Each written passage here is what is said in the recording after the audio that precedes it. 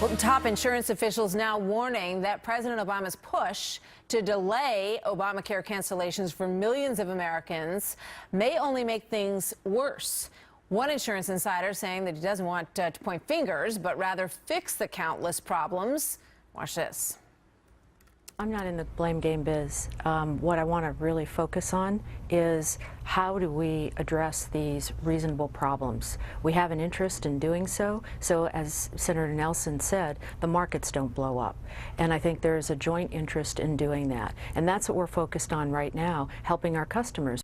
Nobody wants the markets to blow up, right? Stan Hupfeld is a former healthcare executive and hospital CEO, and he joins me now. Sir, welcome. It's good to have you here today. Thank you. You know, you're a former executive, so you have the ability to sort of look back on your years of experience in this industry.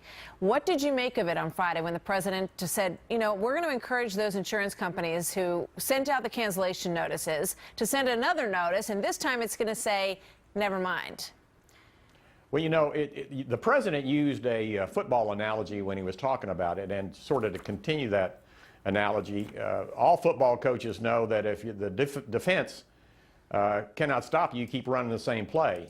And this reminds me of that. You know, when we were talking about the Affordable Care Act in Congress, the administration came out very directly opposed to insurance companies and talked about why they needed this plan to inform the insurance industry. So now we're back at it again, and the opportunity to shift the blame from the administration onto the insurance companies and making them the bad guys seems like the same play run again. Yeah, you know, it's pretty incredible because there was a time, you know, that was the initial sort of thing, that these big, bad, evil insurance companies are running up the prices of everything. And I'm sure there's plenty of people out in America who feel like that's the case.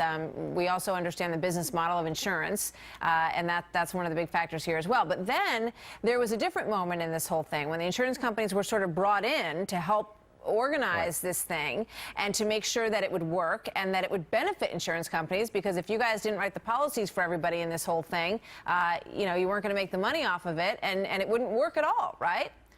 Well, the insurance companies obviously somewhere in the debate became the supporters because they saw the opportunity for millions more insureds to come their way. You know, part of the problem, it seems to me, and certainly consistent with your last guest, was that many people with their old plans with these very high deductibles didn't really realize until they came to the point of having to use the plans some of the inadequacies. You know, when you have a family of four, each with a $5,000 deductible, for the average patient that shows up at the hospital, they're essentially uninsured because they can't, in most cases, meet those deductibles. That's right. So tell me a little bit about what happens now and whether or not you think these insurance companies are going to be able to do what the president suggested was, well, you know, would you please just tell them they can extend that policy that was canceled until 2014, through 2014? Well, obviously it's an administrative nightmare for the insurance companies, and I'm not sure how they're going to do it in the short space of time.